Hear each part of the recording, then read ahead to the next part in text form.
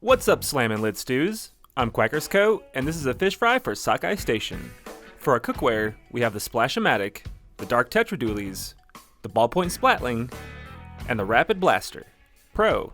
This composition looks pretty good for the station, with the only targets that we really have to worry about are large HP enemies like Big Shots and Quahawks. But with two high mobility shooters, it should be easy to get in there, cause some damage, and get yourself out.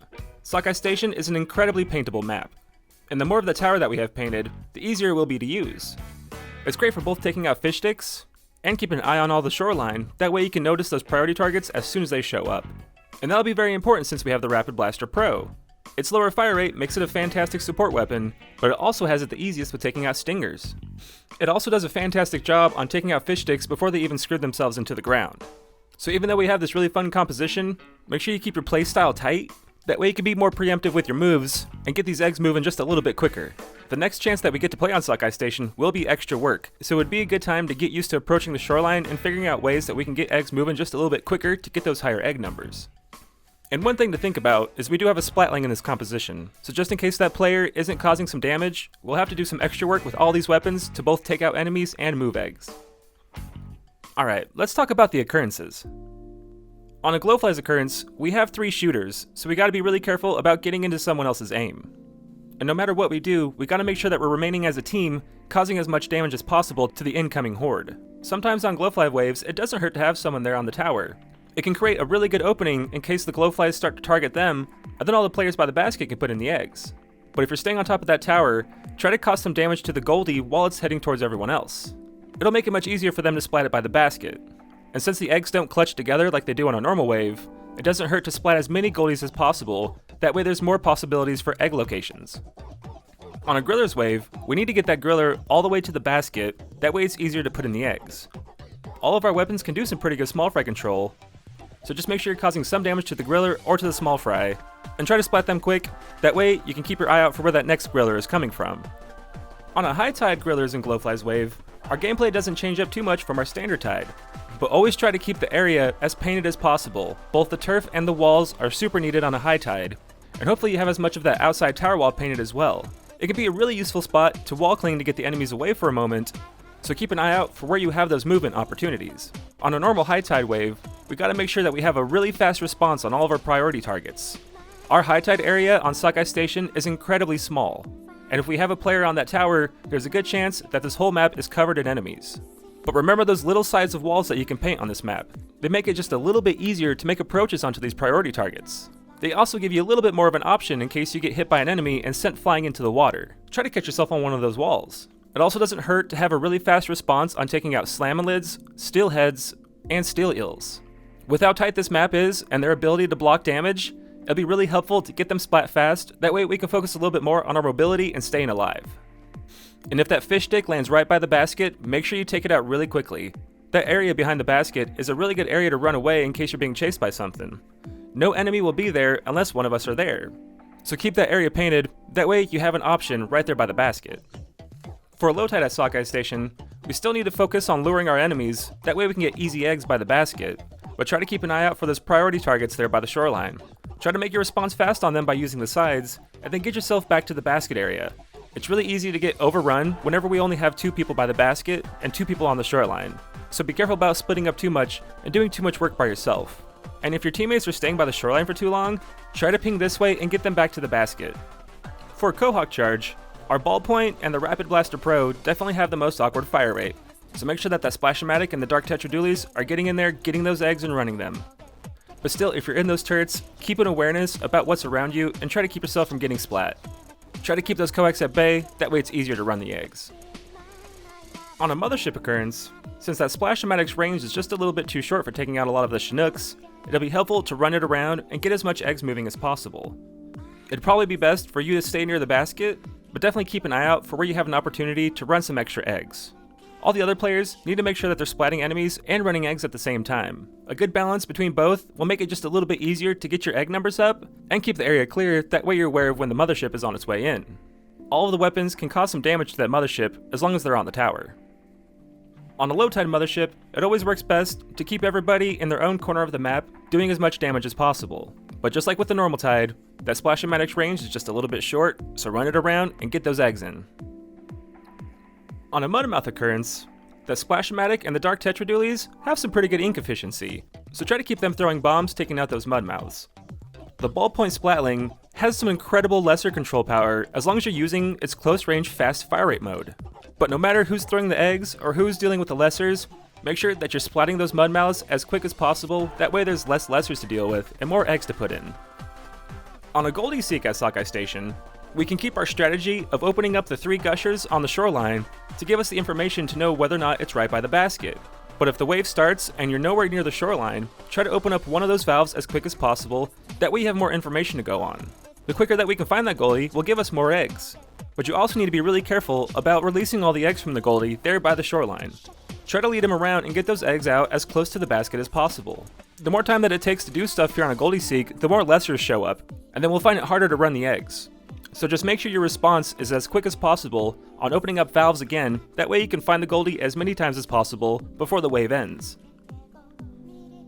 And the last occurrence I'm going to talk about is a giant tornado. For these types of occurrences, it does best to run all the eggs as a team, that way when the lessers start dropping down, you can start eliminating them as quick as possible. It doesn't hurt to get ahead of the horde, that way you can split them up, making them a little bit more manageable. But be careful about running away from all the enemies, making it that much harder for our remaining teammates that are there by the shoreline. Move the eggs fast and splat the enemies fast, that way you can get to that other egg chest and get some of those eggs ran as well.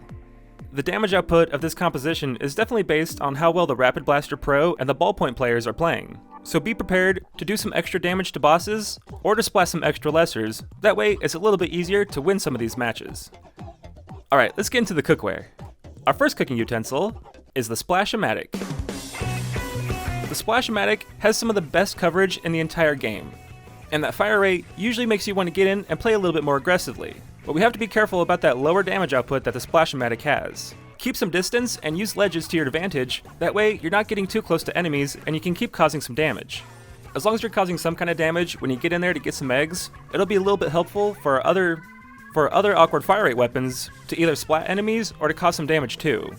The Splashy-matic will have it the hardest with taking out stingers and fish sticks, so if you approach any of these bosses, try to plan out your attack and ping this way, that way you have a little bit more of assistance. I give the Splashy-matic a wall paint score of 8 out of 10 here at Sockeye Station. Its range is just a little bit too short to give it perfect scores, but it's impressive how its fire rate will get these walls covered insanely fast. Our second cooking utensil are the Dark Tetradulies. It is very interesting that the Dark Tetradulies have the ability to do 4 dodge rolls, but remember whenever you're rolling, you're not causing any damage. So try to make sure you're using those dodge rolls to get yourself into good areas to keep using its turret mode. You don't have to deactivate turret mode to get all 4 of your dodge rolls back. There's just a small amount of time delay before you're able to do all 4 dodge rolls again. So try to find really good areas where you can activate that fast fire rate close aim and splat enemies just a little bit more easily. It can be really handy for taking out just about any boss that shows up. Just try to think about which way you need a dodge roll to get yourself into the best location.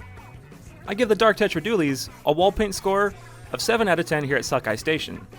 It can be a little bit awkward to get a really good coverage on the wall, but if you activate turret mode, it does help getting a really good coverage on a specific part of that wall.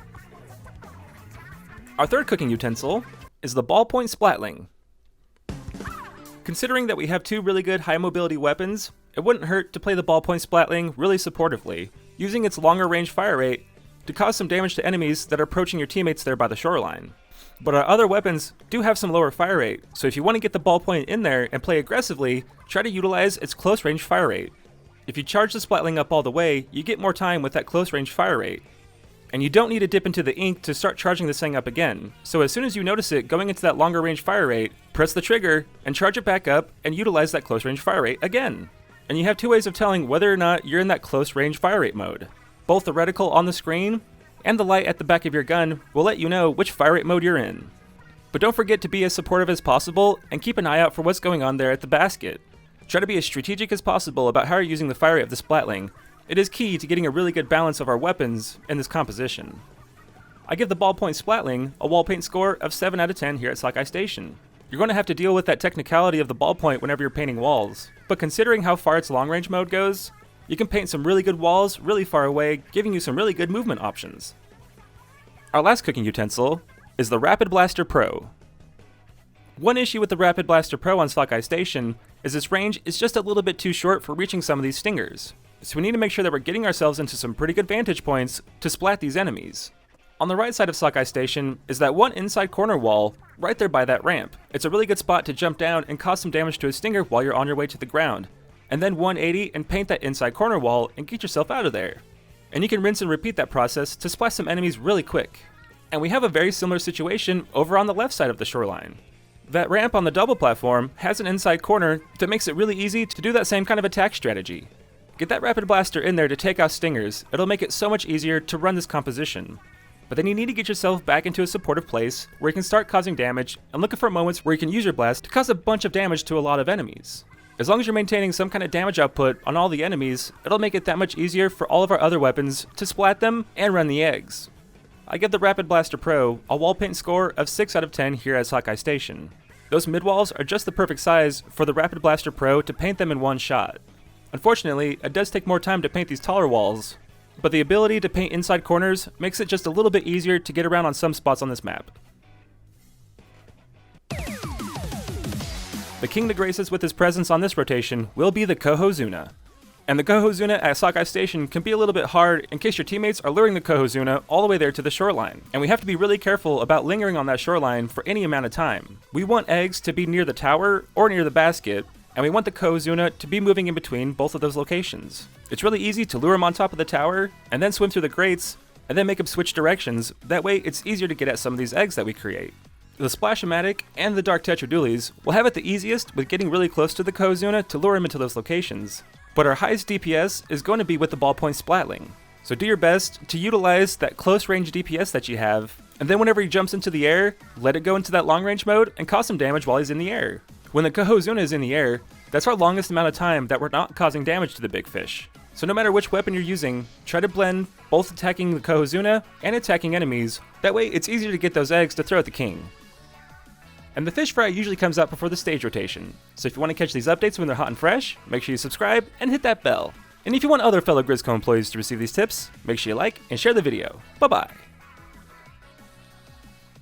To give the fish fry an algorithm boost, just comment what your favorite or least favorite weapon is of this composition. As much as I love those high mobility weapons, I'm starting to find a lot of enjoyment on using the ballpoint Splatling in Salmon Run. If you can utilize that close range damage, you can play the ballpoint pretty aggressively. And if you're causing that extra damage and running extra eggs, your scores will be really good here at Sockeye Station. Alrighty guys, bye bye!